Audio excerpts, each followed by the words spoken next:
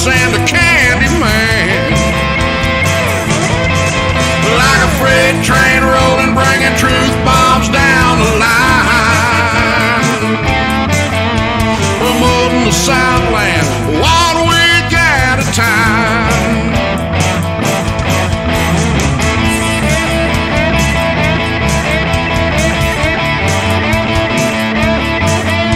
Promoting the Southland 1 week at a time.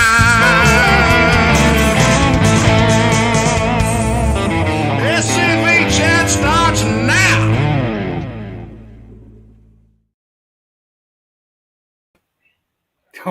Oh, I just love that new introduction. Love it.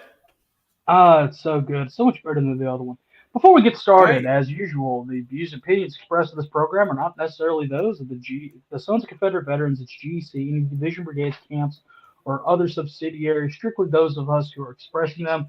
That's one thing consistent about this show. At 7 o'clock every Monday, I'm going to mess up our disclaimer. But it eventually gets out there. Hey, guys, how are y'all doing? Matt, long time no see. I know, right? It's been a while, man. It's been a while since we've all three been on the show together. So, hey, it's good to see everybody. It's great to see everybody. Yeah. If you guys paid attention, you know, we did a thing this past weekend. Had the GEC meeting this past Saturday, and y'all saw some. Okay, Moose. Moose wasn't there, but There was no moose sightings this weekend at Elm Springs. he was busy at a moose shoot, and I'm sure he'll talk more about that at some point.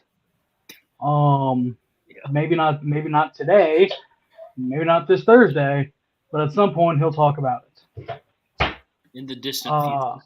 In the distant, not so distant future. Let me see. A bunch of things were discussed. Of course, any member of the SCV they can come up there and participate, or they can sit in on the meetings.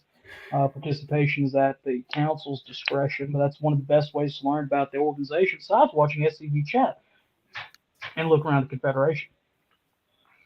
Good evening, Jimmy Hill. Long time no talk to. That's another sarcastic joke. Army Commander Jimmy Hill, it's good to see him this weekend and hear some of the things that the new museum committee has planning going on. Let's see. Some things that you would have seen if you watched all of our videos from this weekend. Matt hard at work behind the merchandise counter.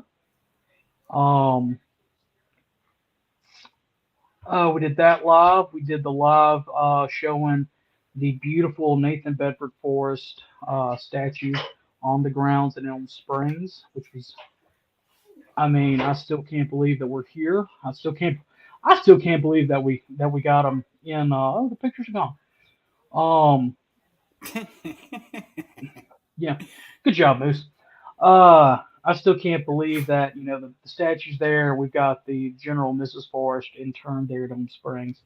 You know, we'll talk more about that later. We could dedicate an entire show to it.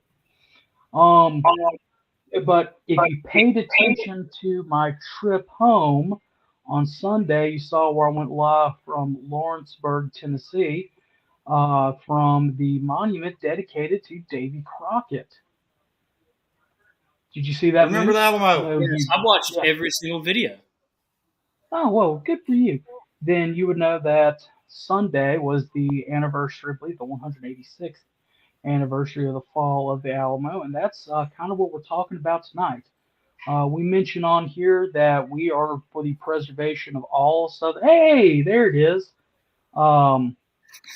We're for the preservation of all Southern history. Southern history begins in 1607, and we want to preserve that and talk about it because the things that happened in the antebellum period, the colonial period, the Regency period, all periods led up to who we are today and who our ancestors were 160 years ago. So we're going to talk about that. Couple of SCV chat related things. We've got the stars thing that's going on. We're still asking people to hold off for just a little bit more. We've got some things in the works. Stop looking confused, Moose. We just got done talking about it a little while ago. Yeah, No, good Lord, Moose. I'm missing something. Something happened to one of my banners. I can't find it. I deleted it. That's why we love you. I'm telling you, I swear, if you don't start wearing, like, I'm sending you a pair of moose antlers that you have to wear during every show. Y'all don't pay me enough for that. Oh, don't worry. The next at the Chadhead Kentucky Derby party on May 7th, following the National Pilgrimage to Elm Springs and Confederate Memorial Service, he's going to get something for sure.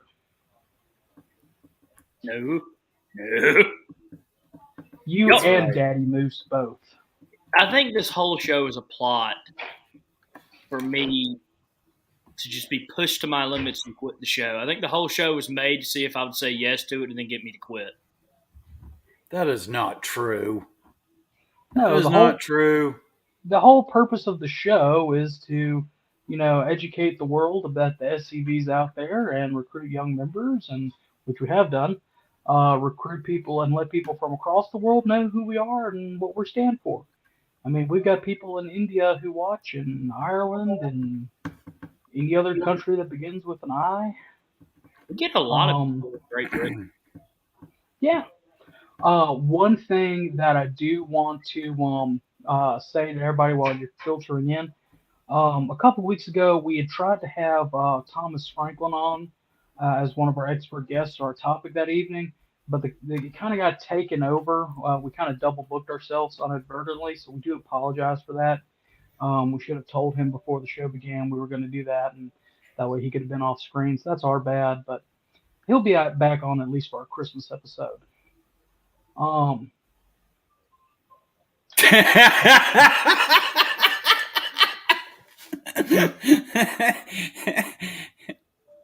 Good job, Daddy Moose. That's awesome. All right. Why am I getting double teamed by two SCV members and my father?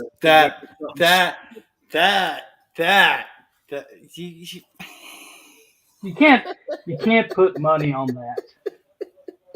But if for those who are interested, one thing that we are thinking about is advertising time to make the show better. So if you know anybody who would be interested in doing some advertising on the show, let us know. But we're going to leave it on that. But tonight we've got a very special topic, very special guest. Is he ready to be brought on yet? Give us a good thumbs up. Give Lucy a good thumbs up. Hey, we've got our friend and compatriot Christian Lee from the great and sovereign Republic of Texas, sitting in with us as we talk about the Texas War of Independence and some of the ramifications that conflict had on our own war between the states. How are you doing, Christian? Hey, I'm doing great. How about yourself? Doing fantastic. For those who haven't seen you on before, introduce yourself, where you're from, your camp name, especially the camp name, and we'll go from there. All right. Well, I'm Commander Christian Lee from San Antonio. I'm the commander of the Alamo City Guards, Camp 1325. I'm one of the local camps down here, and we're trying to make things happen. Since we're talking some Texas history, I think it's super adequate because a lot of the defenders' sons, they ended up fighting for the South during the war between the states. So, yeah, thanks for having me on. Well, we're so glad to have you on. After the show, I got a question that all three of us are wondering an answer for. So we're going to ask you that after the show. So stick around. Sure. So just be prepared for that.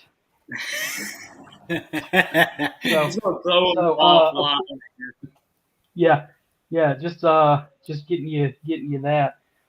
So where do you want to start? Do you want to start before 1835, or do you want to start with the impresario system, or do you want to start with the impresario system was before the Constitution of 1824, You tell me.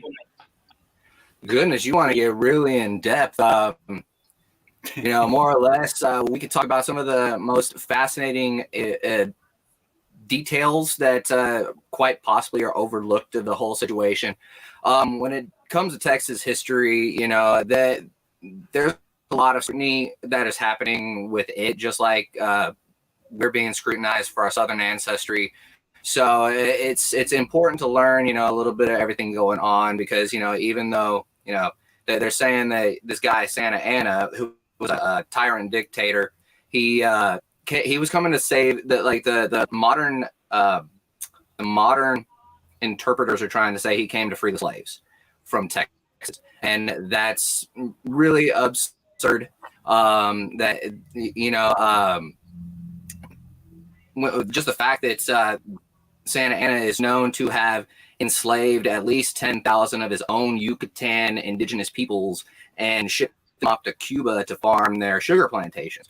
So them trying to make it like, oh, this was a big thing about slavery is just really, it's troublesome.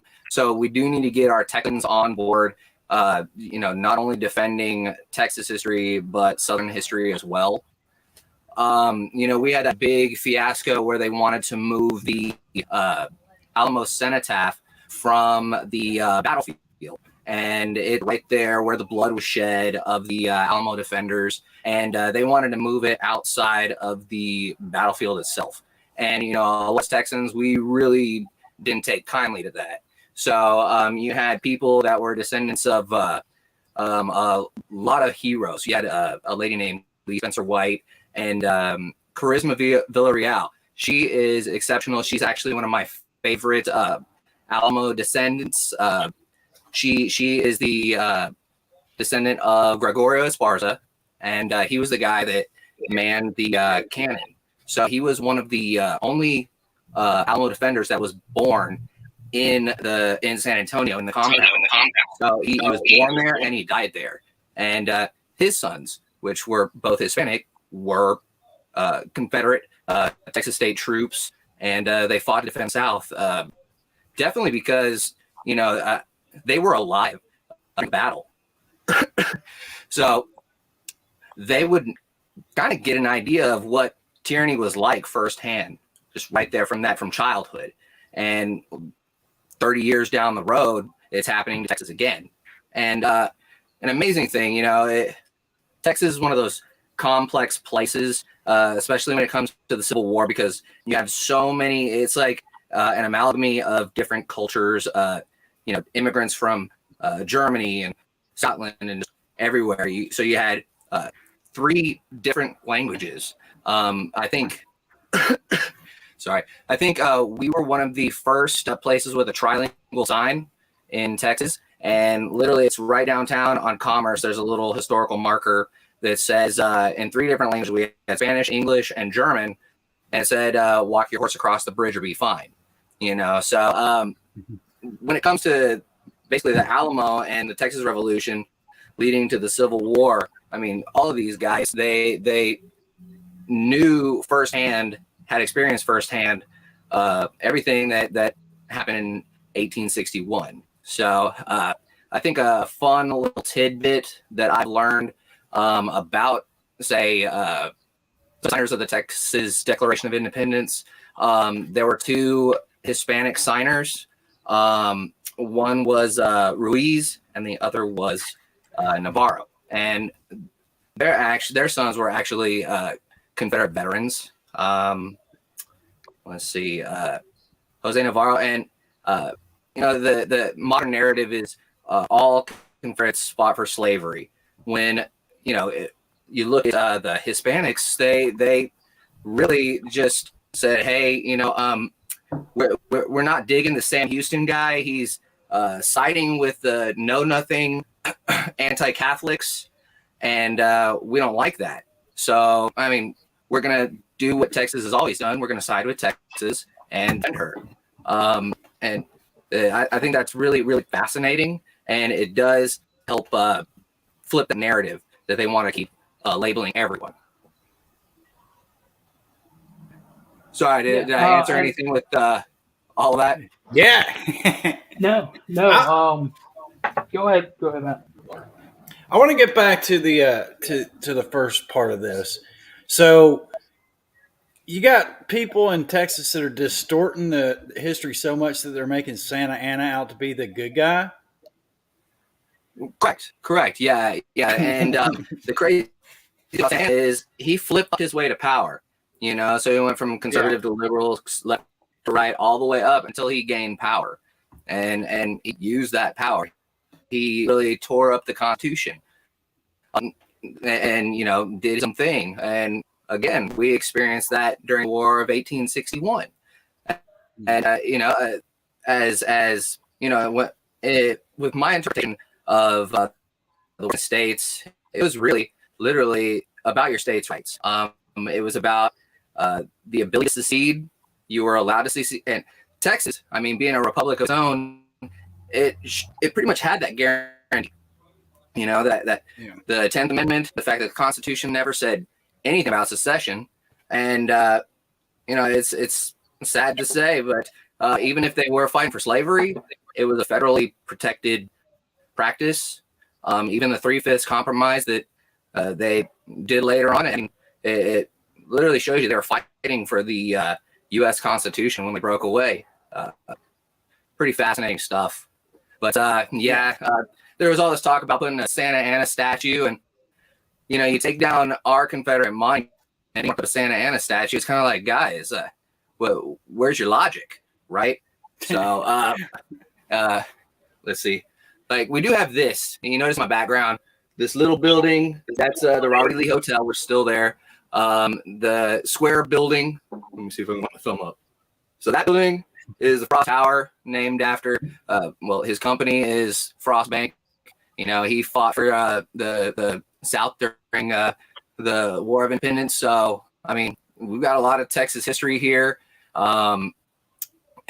Being a city 300 years old, it's seen a lot. I can only imagine what the original people that were settled here were the Coahuiltecans, and I can only imagine the Spaniards coming in with their armors and carrying crucifixes. Like you see this guy across. It's like, what are these guys up to? Let's go. And we of course we changed hands from the Spanish to the French, which you see the all the different cultures. And actually, the lady that saved the Alamo, her name is Adina de Zavala, and she came up with that Six Flags of Texas motto. And the amazing thing about her is her daddy was a Hispanic Confederate, and her grandfather was the first vice president of Texas. So it's almost ingrained into society to have those representations. And the reason she did it was to explain our state's complex ethnic diversity. So it's definitely something we want to keep around. I mentioned Charisma earlier, and she was at one of the ceremonies, and she texted me. She says, "Hey, the Six Flags are back up on the walls." And so there was a big fiasco where they took them down. But it's good news. They are back up. They're using the First National. But since she did save the Alamo, herself, her and Clara Driscoll, they should continue to honor her with those Six Flags. Well, that's awesome. One question, just to jump back on the Esparza thing. Esparza, that's the only defender that received a Christian burial, right? That's true. Yeah, and I believe he's outside the city at another church. But literally what they did was all of the Alamo defenders. They got the mayor, who was on house arrest. I believe his name is Francisco Ruiz, and the mayor is called the alcalde. So they brought him out, and he was the one that was like, this is so and so. That's Crockett. That's Bowie. Whoever. And then basically they stripped them all down, piled them up in a big pile, and just burned the bodies. So there was really no, like you say, Esparza was the only one to get a Christian burial. And they really just literally spat on all the other defenders, Squire Damon, and it's crazy because they you can check in the news talk about the take down the ugly orange downtown. So we have this work of art that is a big curly fry and bright orange. Now it's red, probably because of the event of us calling it orange. They repainted it. But the Mexican consulate and Mexican businessmen funded this torch. And it's literally like you can see where legend says that pile of bodies was burned. So it's like, they come in, say that our monument is insensitive when you've got this giant sculpture that I guess they really didn't think about it.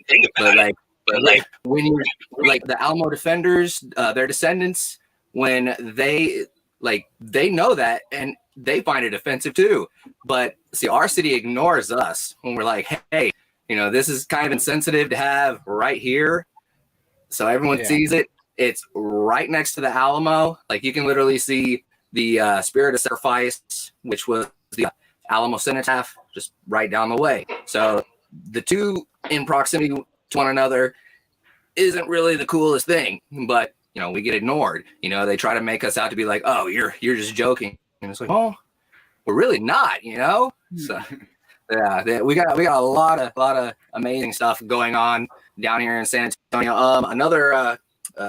Who's another good? Davey Crockett.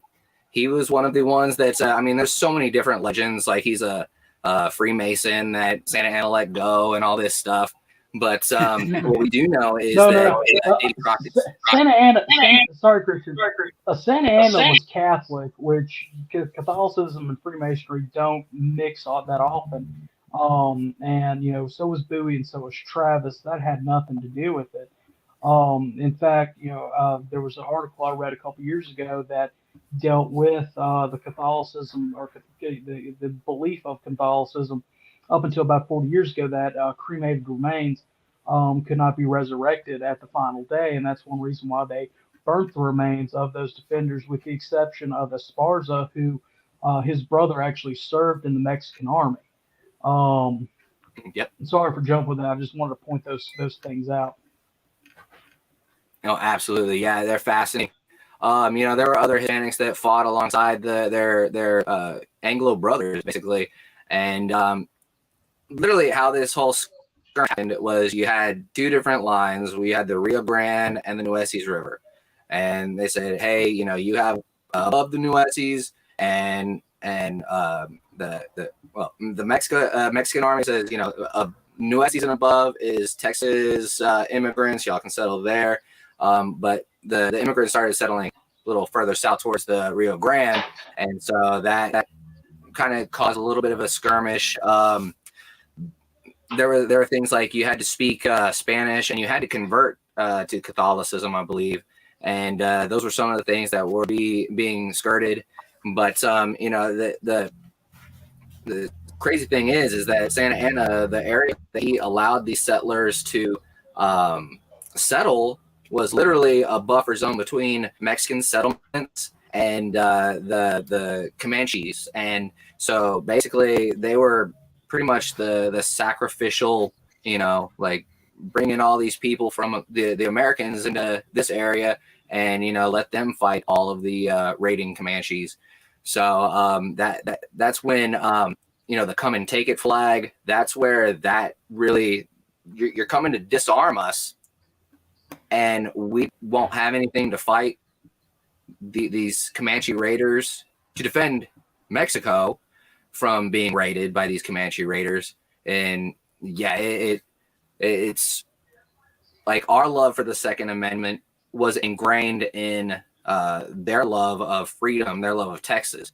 And whenever anyone says we're coming to take your guns, it's literally time to take a stand. So, and we gotta do our best to, just teach people the history of what happened in the past and how to avoid that. I'm sure you've seen that little cartoon that says, if you don't learn from the past, you're doomed to repeat it. But if you're a historian, you're doomed to watch everyone else repeat it. So that's literally. Hey, Christian, aren't we watching that right now? We literally watching are. that right now. It is just craziness. But here in Texas, there's your trouble spots, but then you have other places that are actually really inclusive, and they want to see monuments go up. We're actually funding, me and my camp, we're funding a bronze statue of a Tejano Confederate. So these would have been the men that were kind of west and south of San Antonio. So they were keeping an eye out for Mexican banditos that could be coming in. They were keeping an eye on those Comanche raiders. And I believe that they are the Medina Guards.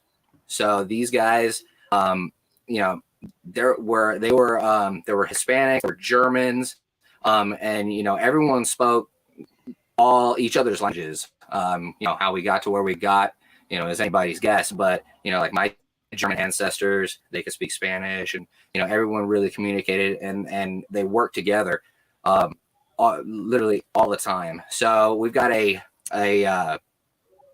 cemetery that the caretakers called us up and said, hey, we've got some Tejano Confederates that are buried down here, and we'd like to do some stuff for them, and would you like to participate? And we were like, well, yeah, of course, this is amazing. And they gave us a plinth. So there's a plinth already there, beautiful marble plinth, ready to go. So they were like, if you want to put something here, we're totally behind you. So we're working on getting 4 iron crosses from National on the way that we're going to be putting on the mayor of the area.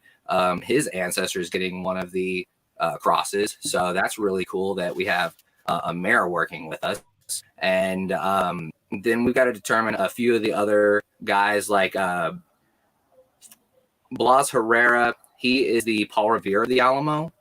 And he's the one that was just like, hey, guys, Santa Ana's coming. Get ready. Mount up. And so his son was a Confederate, Blas Herrera Jr., and his grandson.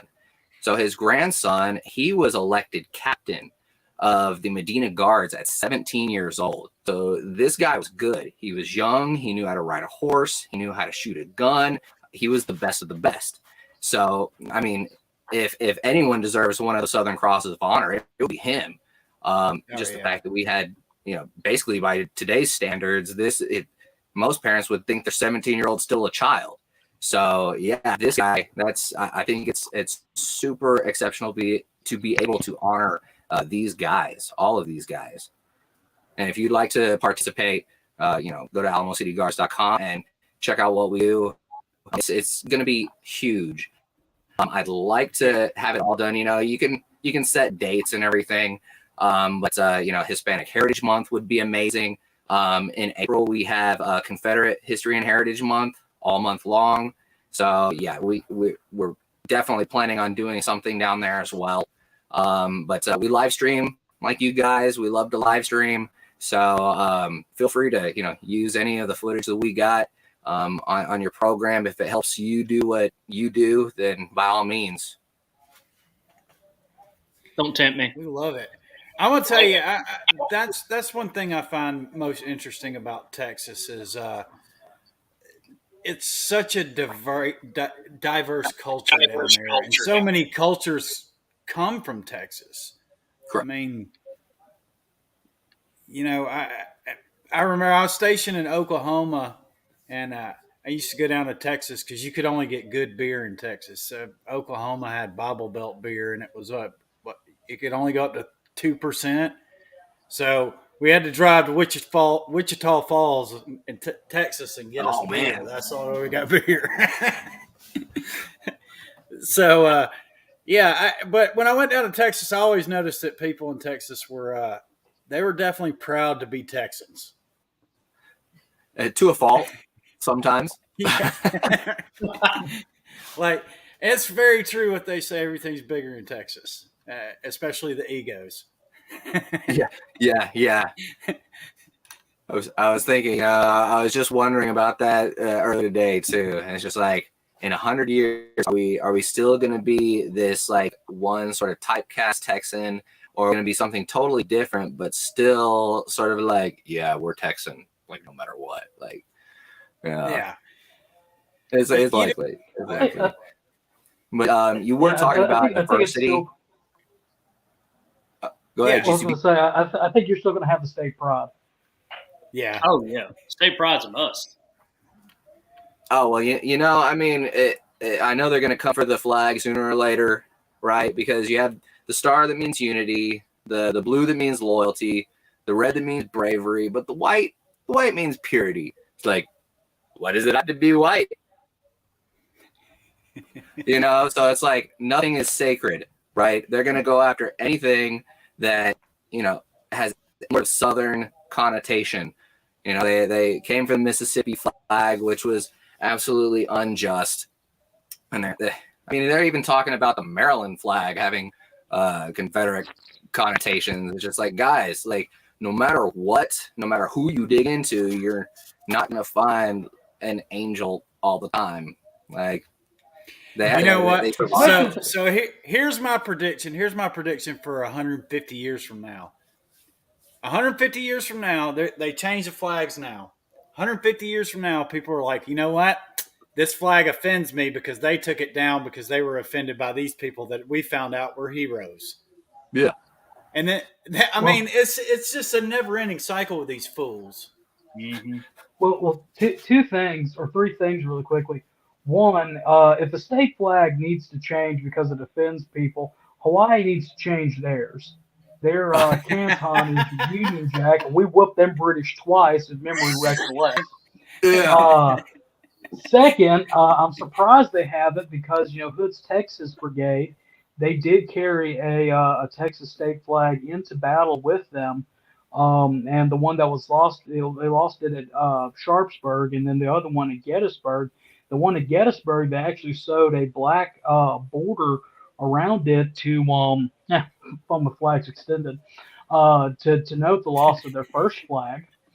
And third, when we talk about the Alamo, really quickly, just to you know change it a little bit, you may have seen my post yesterday. I actually went through the list of some of the known defenders whose places of origin were known, and you know it's roughly 185 to I think 260 at the max. But out of that, 100 of them came from what would become a Confederate state. Several Missouri, Alabama, Texas, obviously with the Tejanos, Louisiana, Kentucky, Missouri, I think a couple Marylanders, Virginia, and the Carolinas, and Georgia. I don't think I saw anybody from Florida though. Could be wrong. Somebody correct me if I am. But just you know, the South is very well represented there at the Alamo, and we're talking about the descendants of some of the guys who you know who served there. Crockett's own, it was either son or his grandson, I can't remember which, but he was a staff officer for General Marmaduke and involved in a duel in like I think 63 or 64. Oh, really? Mm-hmm. Yeah, I think I heard about that duel, but I was there. That's phenomenal. Oh, the whole thing, Texas history. I share is a Gano, Richard Gano, but he's a I believe a general who I share the same birthday with. So that's some cool little tidbit. That's actually a camp up in North Texas as well, Richard Gano camp. So shout out, guys. Yeah. Oh, good. Well, really quickly, it is roughly 7:35, which is time for our Pop-Tart break. Our Pop-Tart break is also our commercial break, which is brought to us by the great folks at Make Dixie Great Again and the Confederate Legion.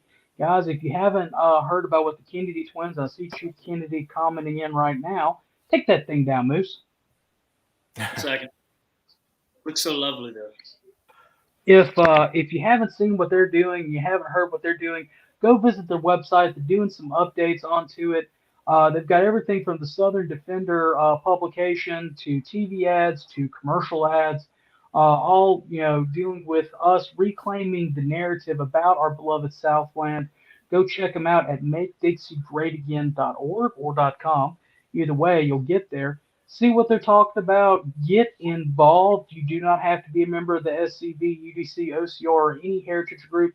You can just be somebody who loves American history and Southern history, because Southern history is the backbone of American history. If you're tired of seeing what we love and what makes us great being taken away from us, you need to stand up and do something. And the Confederate Legion to make this great again is a good place to start. Mr. Moose, I'm going to ask you to roll one of the commercials. I think Richards would be a very good one to play with this episode. Oh, yeah. Oh, yeah.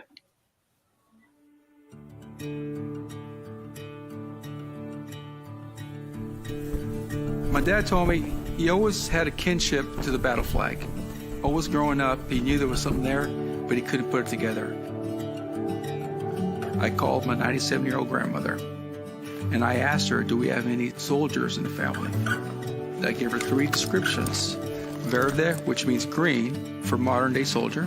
Blue, azul, or gris, means gray. And she said, mijo, which means my son in Spanish, is gris. It was gray. My great-great-grandfather was named Andres Torres Rodriguez. He was born in Mexico. He was a laborer. And he was an 8th Texas Infantry, and his unit later on got incorporated to the Texas 33rd Cavalry under Santos Benavides, who was the highest Mexican-American Confederate officer. He was a colonel. There was over 13,000 Hispanic soldiers throughout the Confederate States, but out of those 13,000 were 2,500 Tejanos. And it's 2 words combined. Texas in Spanish is Tejas. Mexican in Spanish, Mexicano.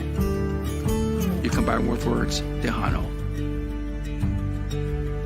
They contributed a lot for Southern independence. I think that they deserve respect, honor, and dignity under the Confederate flag that they fought for.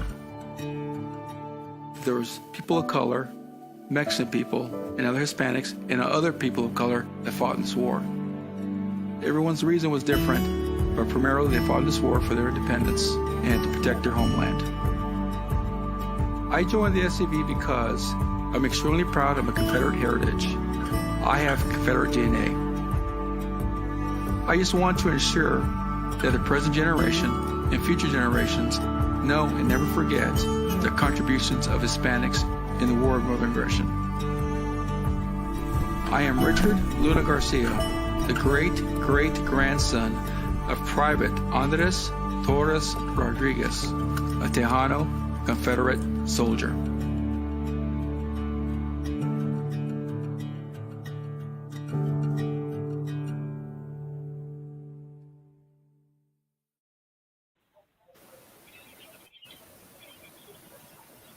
That is definitely one of my favorites. Thank you for playing that one. Great video. Oh, mine too.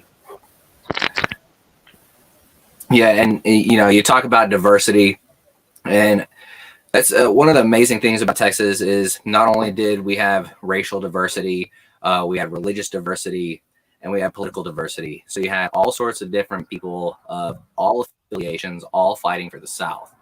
And yeah, it wasn't just one typecast sort of person. And that's what society is really missing. Once you start to dig in, you see all of these individuals and figure out why would they fight for the South if the narrative was all slavery was all that there was, end all be all. I don't think any of these guys could have brought themselves to fight. Yeah, I don't see, from an economic standpoint, even a smart guy can see that slavery is bad for the economy in the South when they should be paying people to do those jobs. So I don't see people fighting for, it's just, it's stupid to think that the everyday farmer on his farm was like, you know what? Maybe I should fight for that guy to keep these other people working in the fields. Like, that sounds like a good idea to me. What about you, Bob? Yeah, I'm good with that. Yeah, I don't think that's how it went down. Yeah, I think it was Slavery. I think it was why are these guys in blue down here in my country? I don't know why you're here. I'm going to shoot you.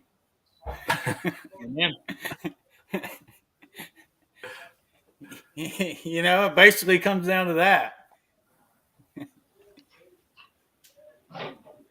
Well, every war is, no matter what, it has its complex reasonings for happening. I mean, from the time of First and Second Samuel all the way to modern day. Heck, even during the time of the judges, everything's complex, and you cannot take one thing in history and judge an entire anything with it. You just can't do it. I mean, it's people back then, just like today, are three dimensional. Yeah, that's right. Uh, Exactly.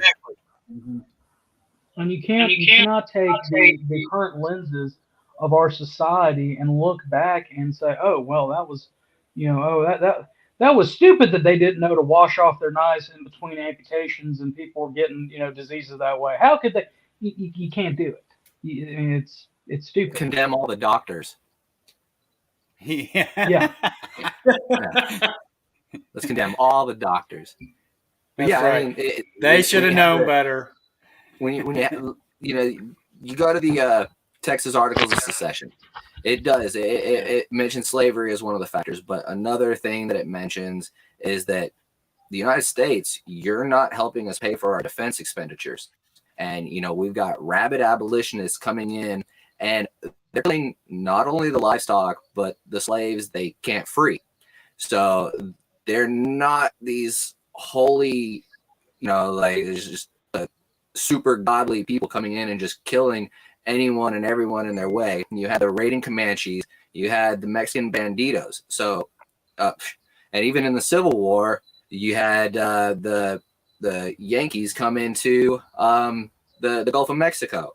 So the Great Snake, block off the shipping channels and everything. And Anaconda Plan. The Anaconda Plan. Thank you. And yeah, there was just literally war on all sides of Texas. That's just, and they laid it out. It's like the one thing we can't ignore, but you got to look at all the other factors that they're saying, like this ain't good. This ain't good. We need that rather than stay, divided between the United States over here on the East Coast and just being this random republic over here in the middle, connected to another country. Like they needed the backup. So yeah, that I'm not sure what that has to do with Alamo, but I'm figuring it has something to do with the Alamo. Yeah, kind of deviated from that. Well, I mean, fight for freedom. It's all connected. Sure. Yeah, I like that. Yeah. If you ever come down to San Antonio, you can go and visit the remains of the Alamo defenders. They're in the cathedral right there at Main Plaza, San Fernando. So it's on the left side, and you can just go inside. There's the sarcophagus. So yeah, it's really surreal to have that Christian, available to us all the time. Yes, sir. If I ever get down there, man, will you give me a tour of it? I'd like to go with you so you can tell me what I'm looking at for the most part. Oh, big time. Yeah. You can point something out, and I can probably tell you something about it. That'd be awesome. Yeah, I'd love to see it, man. I always wanted to get down there. Yeah, that's one of our plans is for next year, because we've got it on our calendar now, is to be able to actually go and broadcast live y'all's Texas Heroes Banquet. There you go. Do every year. So that would be exceptional. Just for the fact that it's a legislative year, so it'll be when they're going to come for trying to abolish Confederate Heroes Day and remove that from our calendars. So next year is going to be really big and really important. We did really great this time. We sold all the tickets that we had out. We saw people calling that wanted to come to it. It was absolute, like, beautiful chaos, and we had a great time. We just got to have a exceptional speaker that understands literally the complexities of the time and the place. And yeah, we're looking for a speaker. So if you know any exceptional speakers, definitely send them our way. And let's make this happen so we can let everyone across the state of Texas that Confederate Heroes Day is here to stay. Confederate history and is here to stay. That'd be great. Yeah. Well, Yeah, I definitely just want to get posted down up to a that. comment from one. Go ahead, Matt. No, I was saying. Go ahead, Christian. Go ahead, me. I don't. Oh, Where are we well, going? I was saying I just posted up a comment from one exceptional speaker who I know would really light a fire under some legislators' butts. Down Oh in yeah, I spring. got to see Ron and Donnie Kennedy just at the end of February, and that was exceptional. I got him to autograph my second edition of The South Was Right. That was really cool. I'm definitely going to put that in the next Texas Division newsletter. That's a must. Because when you meet the Kennedys, you got to gloat about it, right? Yeah, let me put that out there, by the way. All the Kennedy books that we carry in the SCV store are all autographed now. They signed every one of them when they were down there this weekend. Wow. They even signed the one that you said you were the one that we were looking at that they hadn't signed yet. Yeah, I got it. It's all taken care of. We're good to go now. Good. They all come Oh, with a goodness. certificate of Matt saying that they were autographed right there in the store by the Kennedy twins. I saw it with my own Well, eyes. listen, I saw him sign some of them, so I can attest to. And I've seen Matt's handwriting, and it new. Yeah, Don't it have is the gorgeous. certificate seal of Matt doing this. That's Matt's Book of the Month Club.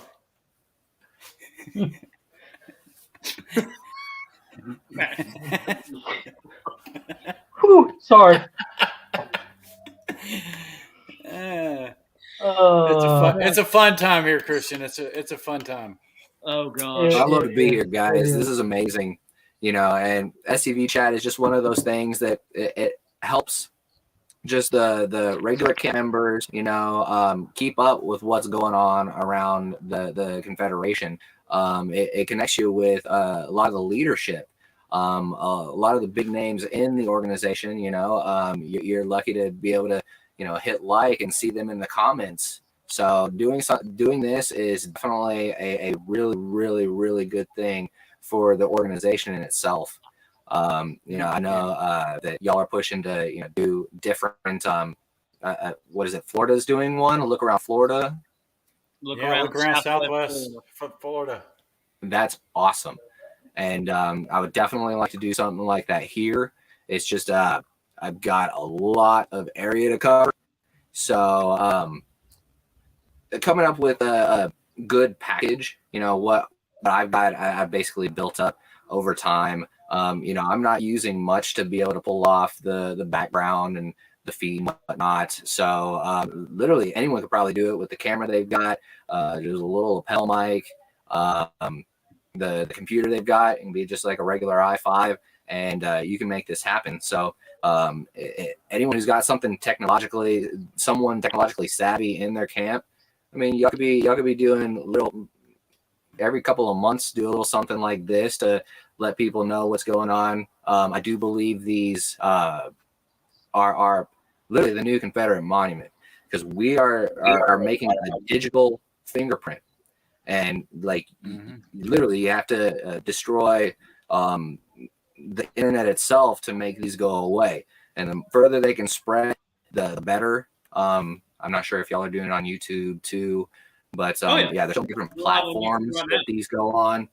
It never stop, guys. Never stop. We appreciate it. we're Thank you. simulcasting. Thank We're you. trying to find somewhere else to move to. Chuck Mack asked, what book would you recommend for anybody trying to learn more about the Alamo? What book would you recommend? Goodness. I the latest book I read was Aztec, but that really has nothing to do with the Alamo. But it was weird that I was down at Alamo, and the fact that a perfect stranger knew the exact same book. So that might be a little bit help out a little bit with the cultural perspective of the Mexican part of what makes Texas Texas. But gosh, I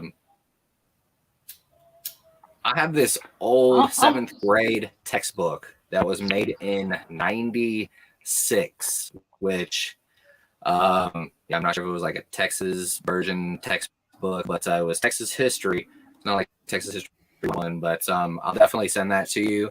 But yeah, for a 7th grade book, it was everything that you could possibly imagine you'd need to know, and a lot less PC, I'm sure, than today's books. So yeah, I think it was around '96.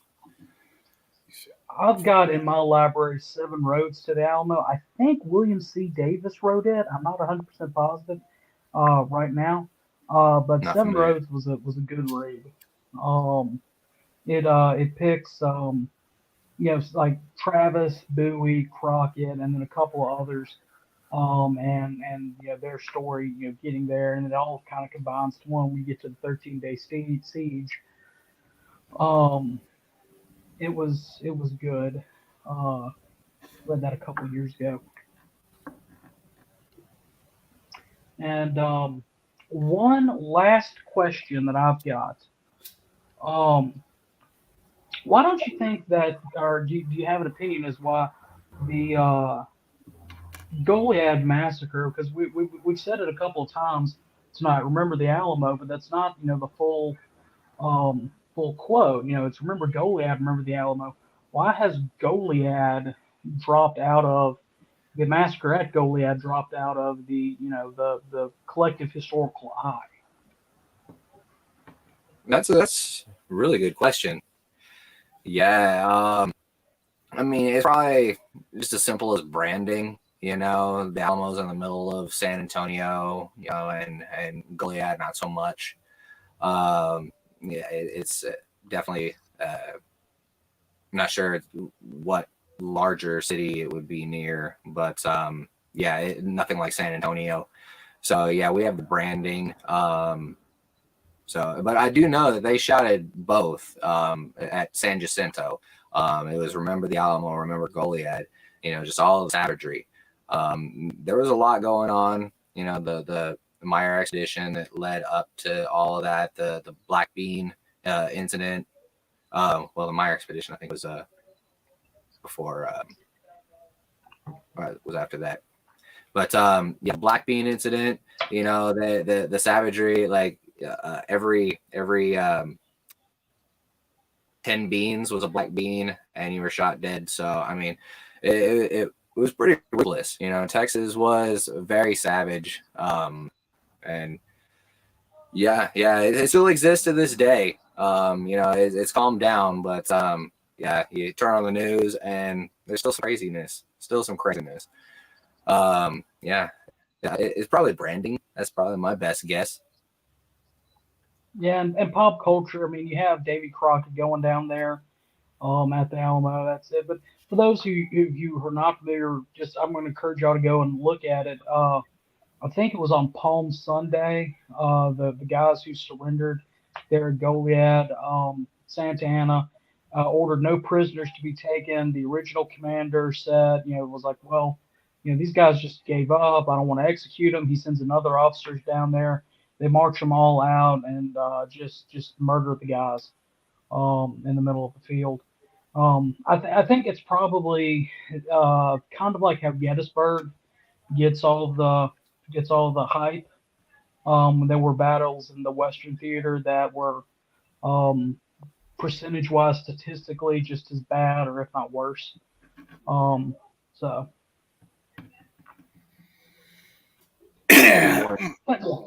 Anyway, Christian, we appreciate it's. We've been at it for 54 minutes. We appreciate you coming on. We're gonna wrap up here. Do we have anything special for Look Around this week, Moose and Candyman? We are working on it. Join us Thursday night. We're going to discuss a few things. I have some news to come out. We're going to touch on the AOT conference that's coming up soon. We're going to talk about some other news I saw at other camps are doing. So I'm just, I want guys to send stuff in, but if I have to steal it off to your Facebook page, I'll do that too. And then I'll do a little editorial on the douche canoe of the week. Harrison, what's our meme of the week? That reminds me. Oh, yeah. All right. Give me 1 minute. My computer froze. Thank you, Facebook, for blocking my SCV page for some reason. Boom. Fighting against There the you go. government and declaring their independence makes all Confederates traitors. American history. Flips open, and it's a picture of George Washington on the right and the signing of the Declaration on the left, 1776. Guess it can also apply to 1836 with the Alamo, and obviously 1861. Y'all remember that Look Around the Confederation is on Thursday at 7 p.m. If you did not catch the beginning of the show, you came in the middle, remember we have our reruns every Wednesday at the same time. We're about to start doing reruns of Look Around the Confederation on a different night, don't know when.